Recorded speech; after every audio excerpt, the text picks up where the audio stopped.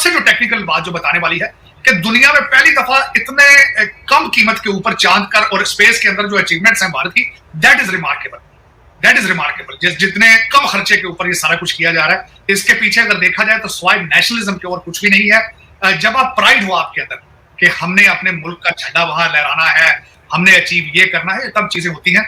और मैं समझता हूं कि मैं इसको क्रेडिट इसका जो है इस वक्त भारत को नेशनलिज्म का क्रेडिट जो है वो मोदी साहब को जाता है, जिन्होंने ये सारा कुछ जो इस वक्त इकॉनमी को 7वें से 5वें नंबर पर ले आए, 10वें से 5वें पर और 5वें से 3रे पे लाने की, और डायस्पोरा को प्रमोट करना, अपनी इकॉनमी को, अपनी करेंसी को, यूपीआई सिस्टम को, पेमेंट सिस्टम को प्रमोट करना दुनिया में। और उसके बाद आज भी साउथ अफ्रीका गए हैं और वहां पे भी वो ब्रिक्स के बारे में और दूसरी चीजें जो है भारत की फॉरेन पॉलिसी है उसके बारे में। काश के हमारा भी, मैं जिस तरह हमेशा कहता हूं कि मोदी साहब का जो मॉडल है to give a nationalism boost to the country, that should be copied in developing countries जहां पे जमहूरियत और इस तरह की चीजें और बिल्कुल इकोनॉमिक कोलैप्स के पास है।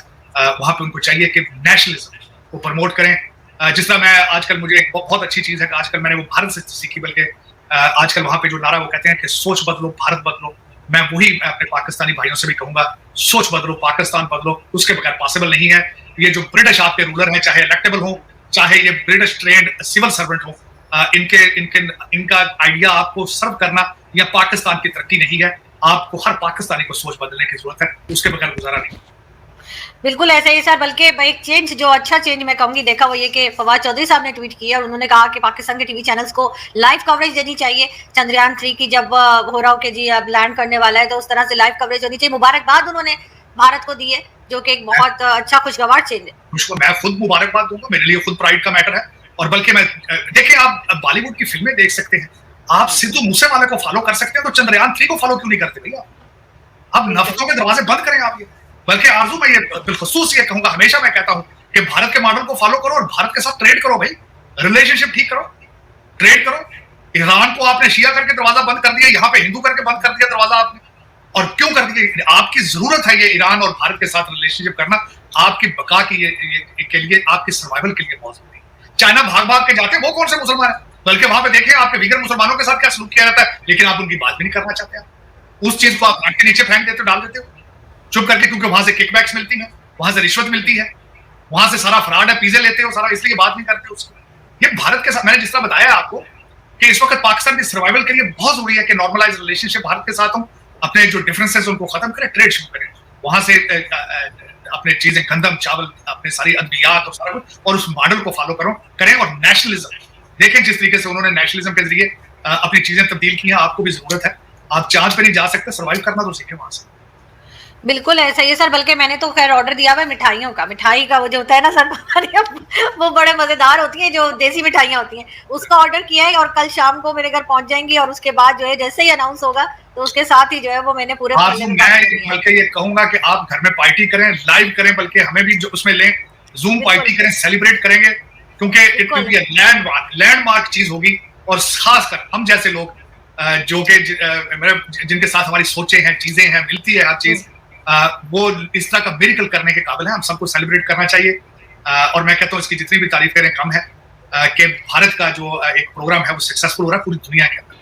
और साउथ पोल, और मैं पढ़ रहा था आगे कि एक्सपेरिमेंट किए जा रहे हैं, यहाँ पे देखा जा रहा है कि वहां पे पानी का कुछ वहां पे सिलसिला है आगे फ्यूचर में। यहाँ अमेरिका से आपने देखा 2-3 कंपनियां इस वक्त कम्पीट कर रही हैं ट्रैवल करने में।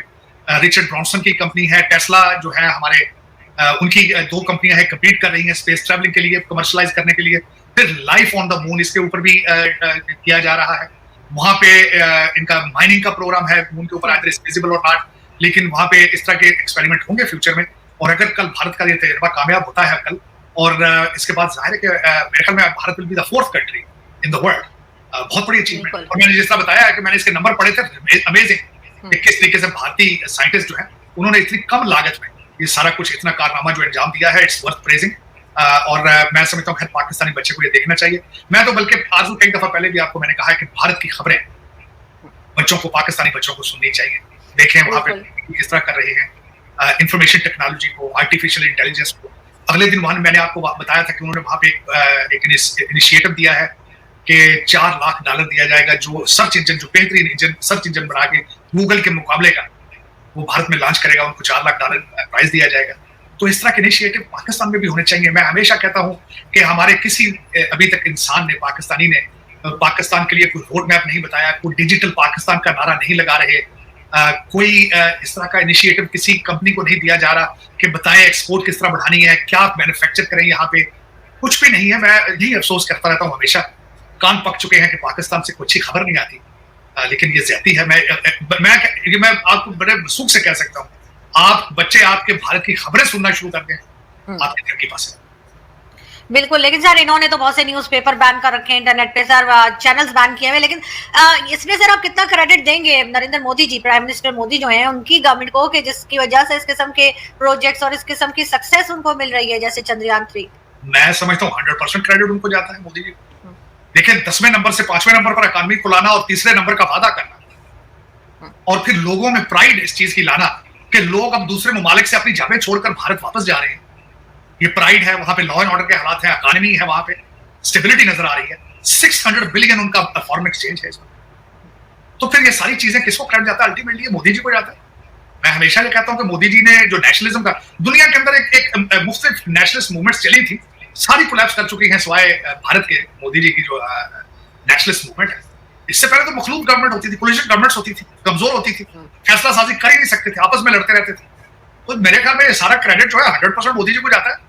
ये पाकिस्तान और दूसरे ममालिक को भी कॉपी करना चाहिए, और मैं समझता हूँ वेरी सक्सेसफुल भारत का। इसने आने वाले दिनों में आप देखेंगे कि गवर्नमेंट पॉलिसी के अंदर ये चीजें पढ़ाई जाएंगी स्कूलों के अंदर। ये जो मॉडल इस वक्त चल रहा है, इसकी बुनियादें 1991 से शुरू हुआ था, लेकिन स्लो स्पीड थी। अब तो फिर मोदी जी ने इसको स्टेरॉइड दिए, ना सिर्फ भारत बल्कि भारतीय डायस्पोरा जहां जहां भी है वो दे आर वेरी नेशनलिस्ट, और वो तरक्की का बायस बन रहे हैं अपने मुल्क के लिए भी।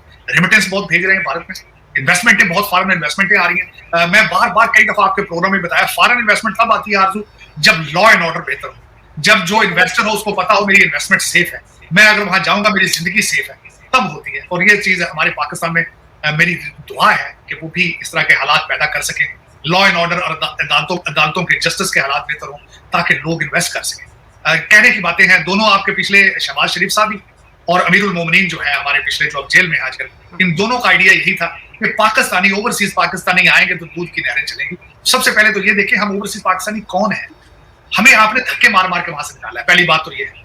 हम वापस जाएंगे तो हमारे बच्चों को आप क्या करेंगे? अगवा होंगे वो पर रैंसम के लिए। हम वहां जाएंगे, हमारी गाड़ियां छीनेंगे आप, एयरपोर्ट पे हमारे साथ सौदेबाजी करते हैं आप, एयरपोर्ट से आप हमें फॉलो करते हैं, लूटते हैं आप, अदालतों में, थानों में हमारी बोलियां लगती हैं। तो क्यों जाएंगे पाकिस्तानी? मैं आपसे क्वेश्चन करता हूँ, शहबाज शरीफ, आपके अपने बच्चे सारे लंदन में बैठे हैं, सारी प्रॉपर्टी आपकी लंदन में है, आप उसको क्यों नहीं लेकर पाकिस्तान जाते?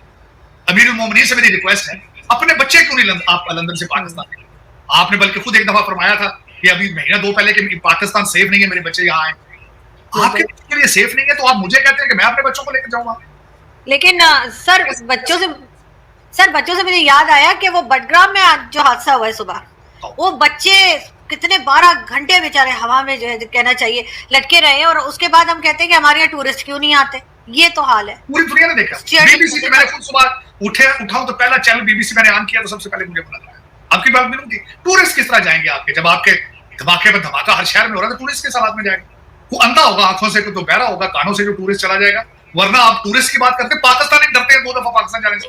तो हमारे इन्होंने चेयर लिफ्ट कैसी लगाई थी कि वो टूट गई बीच में, और बच्चे बेचारे कितनी देर डरे सहमे रहे। वहां पे कोई लॉ एंड ऑर्डर तो है नहीं, वहां पे कोई लॉ एंड ऑर्डर के हालात, बल्कि मैं कह रहा हूं कोई रेगुलेशंस कोई नहीं है, किसी कानून को फॉलो नहीं किया जाता, हर चीज में तो रिश्वत इन्वॉल्व है। रस्सियों से बांध के बच्चों को इस तरह की चेयर लिफ्ट थोड़ी थी, वो तो एक ड्रामा सा बनाया हुआ था नदी को क्रॉस करने के लिए, और उसमें फंस गए, फिर हेलीकॉप्टर, और फिर सारा चीज, सारा दिन पूरी दुनिया ने तमाशा देखा। और ये एक तमाशा नहीं है, वो जो मीरपुर के अंदर इन्होंने सिंध के अंदर जो वो बच्ची रेप करके फेंकी मारी, वहां 6-7 और बच्चियां और निकल आई। अभी रिजवाना कम थी जो ये हालात शुरू हो चुके हैं, और कई खबरें सारा दिन पढ़ते हैं जिनको देखा जाए तो कान पक जाते हैं। लेकिन क्या करें आरजू, फिर ये हमने 76 साल लगा के आप इस जगह पे पहुंचे हैं। लेकिन सर आपने किस तरह के जो है वो अपने लोग बनाए हैं, किस तरह का माइंडसेट सेट किया है कि आपको मालूम है बडग्राम ये वो जगह है जहां पर एक कुछ साल पहले किसी शादी में 2-3 लड़कियां तालियां बजा रही थी और उनको गोली मार दी गई थी, वो लड़कियां फिर गायब हो गई थी। इस माइंडसेट के लोग रहते हैं हमारे यहाँ। बिल्कुल नहीं तो अगले दिन जो चर्चों को 6 चर्च जला के रख दिया, उनका माइंडसेट देखें। उन्होंने 1947 की यादें ताजा कर दी हैं कि लोगों ने फसलों के अंदर छुप के अपने बच्चे और इज्जत बचाई आपने। फिर देखे ना एक और चीज, आप बार बार मजहब के टीके लगाएंगे इस कंट्री को, तो फिर यही होगा। सब आप देखें, ज़ियाउल हक साहब ने जिहाद शुरू किया पैसों के लिए, डॉलर के लिए, आपने बहुत डॉलर बनाए। अब रिसेंटली आप अमर बिल मारूफ है हर चीज का, आप नए पाकिस्तान को चेंज करके रियासत मदीना कर लिया आपने कहा कि हज उम्रे पे ना जाओ, मेरे पीटीआई के लिए काम करो, तो फिर यही होगा ना ये। क्योंकि आप बार बार इस मुल्क को मजहब के टीके, तालिबानाइजेशन के टीके लगा रहे हैं, तो फिर वहां यही होगा जो हो रहा है, यही हो रहा है। और माइनॉरिटी है नहीं है वहां पे, आपको इतना नहीं पता कि दूसरे मजाहिब के लोगों से मिलकर रहना किस तरह है, ये आपको पता नहीं। और बार बार आपको मौलवी जो है, मेरा कारोबार है, मुझे कल किसी ने पूछा और मैंने पूछा यार कि तुम्हारे हर चीज एएसआई भर्ती के होने के लिए भी मुकाबले का इम्तिहान, इमाम मस्जिद बनाने के लिए मुकाबले का इम्तिहान क्यों नहीं लेते यार? कोई स्टैंडर्ड है कि मस्जिद में एक लाउड स्पीकर लेके बंदा बैठा है, सारा दिन नफरत फैला रहा है, उसके ऊपर कोई चेक एंड बैलेंस नहीं, उससे सारे लोग डर रहे हैं, पूरी आबादी डर रही है उससे। ब्लास्मी का जो आप कानून है, लोग उसके जरिए बदले ले रहे हैं। हालांकि सऊदी अरेबिया के अंदर भी मस्जिदें रेगुलेटेड है, वहां पे फैक्स होके आता है, खुतबा जो है उससे एक लफ्ज उसमें ऐड नहीं किया जा सकता। लेकिन पाकिस्तान देख लें आप कि एक मौलवी साहब है, बच्चा है, वो चढ़ जाता है लाउड स्पीकर लेके, वो जिसके मर्जी खिलाफ फतवा दे दे और वो शाम को सारी आबादी इकट्ठी होकर आग लगा देती है। लेकिन ये एज ए सोसाइटी इशू है, ये मुल्क का इशू नहीं है। कानून आपके किताबें भरी पड़ी है कानूनों के साथ, लेकिन उस कानून, अमीर आदमी का अपना कानून है, गरीब आदमी का अपना है। अफसरान जो है, मैंने आपको बताया, जो ब्रिटिश रूलिंग एलीट है आपके, उनके लिए वो तो कानून से बहुत मुकर्रा है, they are the owner of the Pakistan. बिल्कुल ऐसा ही है। लेकिन सर ये तो रिलीजन का चूरन तो सभी लाते रहे हैं, चाहे वो बेनजीर भुट्टो को देख लीजिए, चाहे ज़ियाउल हक हो या इमरान खान, इवन नवाज शरीफ। तो इसमें से निकला कैसे जाएगा? इसमें से निकलने की आपको नेशनलिज्म की जरूरत है। सबसे पहले तो आपको कोई ऐसा शख्स ढूंढना पड़ेगा जो पाकिस्तानी हो, जो एक ख्वाहिश रखता हो कि उसके पास ताकत भी हो और ख्वाहिश रखता हो कि मैंने पाकिस्तान को ठीक करना है, चाहे कुछ भी हो, उसके बच्चे पाकिस्तान में हो और वो ज़हनी तौर पर बिल्कुल पाकिस्तानी हो, पाकिस्तान के फंडामेंटल्स को समझता हो और कमिटेड हो। बल्कि मैं यहां तक ये कहता, अगले दिन मैं एक डिबेट सुन रहा था कि हो सकता है एक नस्ल जो है वो चेंज ना कर सके, 2-3 ताकतवर जो है आपको जर्नैलों की जरूरत है, जो मुसलसल आए, जो कि आज बहुत मुश्किल लगता है, जो कमिटेड हो पाकिस्तान में। क्योंकि पाकिस्तान से डिफेंस कंट्री, वहां पे ताकतवर जो है वही चेंज कुछ ला सकता है। ज़ियाउल हक साहब बहुत ताकतवर थे, उन्होंने कोड़े मारे पे उस पार्टी के हर शहर में लोगों को इस्लाम के टीके लगाते रहे, लेकिन पाकिस्तान के हाल देखिए।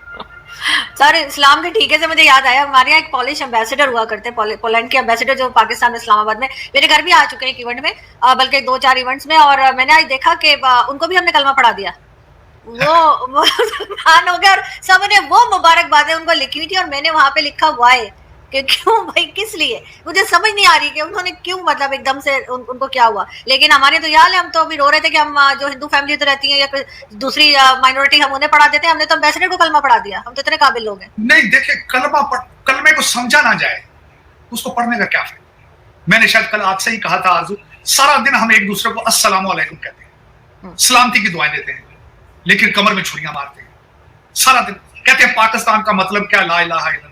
इस्लाम, आप इस्लाम के हालात से आप समझते हैं इस्लाम इजाजत देता है कि चर्चों को आग लगा दे जाकर? तो फिर ये क्या है? इस्लाम इजाजत देता है कि 10-10, 12-12 साल की लड़कियों को रेप करके उनको मार दिया जाए, और फिर इस्लाम इजाजत देता है कि अदालतें इंसाफ ही ना दें। तो कलमा पढ़ लेने से क्या होता है? जो मर्जी पढ़। मुझे ये बताएं, नमाज तर्जमे के साथ ना आती हो तो उसका पढ़ने का क्या फायदा? कलमे को आप समझते ना हो तो उसका क्या फायदा? इस्लाम के स्पिरिट को ना समझे, रिचुअल 5 टाइम नमाज पढ़े, उसका क्या फायदा? आपको फिलॉसफी ऑफ रिलीजन होनी चाहिए, आपको पता होना चाहिए इस रिलीजन की फिलॉसफी क्या है। और सबसे बड़ी बात बताता हूं आरजू, हर मजहब दुनिया में, जो हर मजहब ऑर्गेनाइज्ड रिलीजन है, उसके फंडामेंटल सेम है। वो प्यार, मोहब्बत का और अमन का सबक दे रहा है, वो दहशतगर्दी का सबक नहीं दे रहा। लेकिन सर मुझे समझ नहीं आती, अपने ही रिलीजन में रह के लोग अच्छा काम क्यों नहीं कर सकते? उसके लिए दूसरा रिलीजन लेना क्यों जरूरी है? क्या जरूरत थी उनको मुसलमान होने की? मैं यही तो कह रहा हूं ना, अब अपने मजहब को समझे तो वो मजहब वो भी अच्छा होगा। क्रिश्चियन होंगे पहले, वो क्रिश्चियनिटी, अपने रिलीजन को समझे पहले। यही इशू है, अपने मजहब को समझते नहीं है तो फिर उनको दूसरे रिलीजन को अट्रैक्ट करता है, कोई चीजें उन्हें अच्छी लगी तो उन्होंने वो कर लिया। मेरी तो अभी भी ये दुआ है कि अगर इस मुसलमान हुए हैं तो उसको पूरे तरीके से फिलॉसफी समझें, रिचुअल पे ना फोकस करें, कुरान इंग्लिश के साथ पढ़ें, इस्लाम की फिलॉसफी को समझने की कोशिश करें। इस्लाम का मतलब अमन है, पीस है। तो दोस्तों, जैसा कि आप जानते हो कि पश्चिम बंगाल में सबसे बड़ी खबर आ रही है कि पश्चिम बंगाल में सीएम का चेहरा अनाउंस हो चुका है। मतलब कि जो भारत के गृह मंत्री हैं अमित शाह जी, उन्होंने अनाउंस कर दिया है कि अगला मुख्यमंत्री शुभेंदु अधिकारी जी होंगे, जो कि भाई साहब 2020 में बीजेपी में शामिल हुए थे। अमित शाह जी ने उन्हें शामिल कराया था और क्या बोलते हैं, उसके बाद से भाई 2021 के चुनाव 2021 के विधानसभा चुनाव में पश्चिम बंगाल के जब बीजेपी की 77 सीट कुछ समथिंग में आई थी, तो उसके बाद भाई भारत के क्या बोलते बीजेपी ने पीछे मुड़कर नहीं देखा। हिंदुओं के सारे वोट भाई साहब बीजेपी ने बटोर लिए, और उसके बाद भाई साहब अब भाई सरकार बन गई है, और क्या बोलते हैं मुख्यमंत्री ने शपथ भी ले ली है। आज बहुत बड़ा मतलब कि भाई समारोह हुआ था पश्चिम बंगाल में, जहाँ प्रधानमंत्री समेत गृह मंत्री और रक्षा मंत्री जी और बड़े बीजेपी के बड़े बड़े नेता, ठीक है, योगी आदित्यनाथ जी, देवेंद्र फडणवीस जी, और क्या बोलते हैं एकनाथ शिंदे, ठीक है, बहुत बड़े बड़े नेता, चीफ मिनिस्टर्स भाई आए थे, शामिल हुए थे भाई आज, ठीक है। और भाई शुभेंदु अधिकारी जी ने शपथ ले ली है और सीएम बन गए हैं वो, ठीक है भाई साहब। मतलब कि बीजेपी मतलब कि जब से देश आज़ाद हुआ है तब से बीजेपी का एक भी सीएम भाई एक बार भी जीती नहीं थी भाई साहब विधानसभा चुनाव बीजेपी, और बीजेपी इस बार प्रचंड जीत के साथ में जीती है। और भाई मतलब कि भाई इतिहास रच दिया है कि भाई मतलब कि बीजेपी ने पहली बार जीत ली और इतनी प्रचंड जीत ली है, और शुभेंदु अधिकारी जी को मतलब कि सीएम बना दिया गया है, ठीक है भाई साहब। और अब नया युग का उद्घोष कर दिया गया है, ठीक है भाई साहब। और क्या बोलते हैं अब देखते हैं भाई साहब मतलब कि शुभेंदु अधिकारी जी कैसे सरकार चलाएंगे, ठीक है भाई साहब, पीएम मोदी के साथ में मिलकर, क्योंकि भाई पीएम मोदी की सरकार केंद्र में है, और क्या बोलते हैं और शुभेंदु अधिकारी जी की सरकार आ गई है पश्चिम बंगाल में, डबल इंजन की सरकार। अब ये कैसे चलती है ये देखना होगा। और भाई ठीक है भाई साहब, और हिंदुओं के लिए काम हो, वहाँ पे ज़्यादा से ज़्यादा हिंदुओं के लिए काम होना चाहिए। और पश्चिम बंगाल में जो ठीक है भाई साहब जो ममता बनर्जी दीदी जो थी वो तुष्टिकरण की राजनीति करती थी भाई, उससे छुटकारा मिलेगा अब पश्चिम बंगाल के लोगों का। और भाई साहब मतलब कि हिंदू मुस्लिम वहाँ पे मतलब कि सुख शांति से रहें, मतलब कि कोई तुष्टिकरण वाली नीति ना चले, ठीक है भाई साहब। सबसे भाई क्योंकि भाई सबसे ज़्यादा आबादी हिंदुओं की है, तो हिंदुओं के हित में बात सुनी जाए। ये बात नहीं है कि भाई मुसलमानों की बात नहीं सुनी जाए, उनकी भी सुनी जाती है, बिल्कुल सुनी जाती है, ठीक है भाई साहब। लेकिन ये नहीं हुआ कि भाई साहब मतलब कि अगर जैसे ममता दीदी करती थी कि भाई साहब अगर एक दिन मुहर्रम और माँ दुर्गा जी का विसर्जन होता है, ठीक है भाई साहब, यात्रा निकाली जाती है, तो भाई मतलब कि एक ही दिन में मतलब कि तो फिर मुसलमानों को मतलब कि इजाज़त दे दी जाए, और क्या बोलते हैं माँ दुर्गा की मतलब कि जो यात्रा है उसको क्या बोलते हैं उसको एक दिन के लिए स्थगित कर दिया जाए। ऐसा नहीं होना चाहिए, ठीक है भाई साहब। अगर दोनों हैं तो दोनों को ही निकलने का मौका देना चाहिए भाई साहब। सबकी मतलब कि सबकी संस्कृति और भावना का मतलब कि ख्याल रखना बहुत ज़रूरी होता है, ठीक है भाई साहब। किसी एक को तुष्टिकरण की राजनीति नहीं करना चाहिए। और हिंदू तो वैसे भी भाई साहब सेकुलर है, हिंदू तो वैसे भी सेकुलर है। हिंदू तो पहले कहता है कि भाई साहब हाँ अगर हमें अधिकार मिल रहा है तो सामने वाले को भी मिले भाई साहब, सब मतलब कि सब समान रूप से चलें।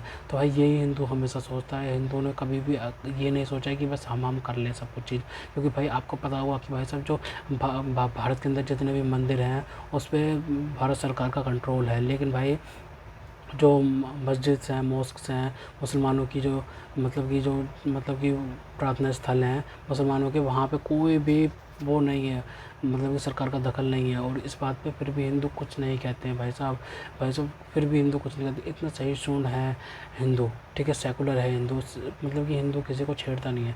लेकिन भाई अभी ऐसी नीति चले कि भाई हिंदू को छेड़ेगा तो हिंदू उसको छोड़ेगा भी नहीं, ठीक है। तो भाई अब भारत के अंदर क्या बोलते हैं मतलब कि बीजेपी का परचम भाई साहब पूरे भारत के अंदर मतलब कि भाई साहब लगभग ना 70 से 80% भारत के अंदर में मतलब कि भाई साहब बीजेपी आ चुकी है, ठीक है।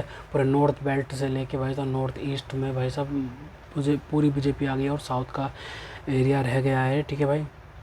साउथ में बीजेपी जल्द से जल्द आए भाई साहब, यही भाई साहब प्रार्थना है कि भाई मतलब जल्द से जल्द मतलब कि भगवान परचम पूरे भारत के अंदर लहरा जाए, ठीक है भाई साहब। और हिंदुओं का भाई साहब एक देश तो कम से कम हिंदुओं का होना चाहिए ना भाई साहब। 56 इस्लामिक देश हैं भाई साहब पूरी दुनिया में, ठीक है भाई साहब। भारत के अंदर 25 करोड़ से ज़्यादा के मुसलमान बसे हुए हैं, ठीक है भाई साहब।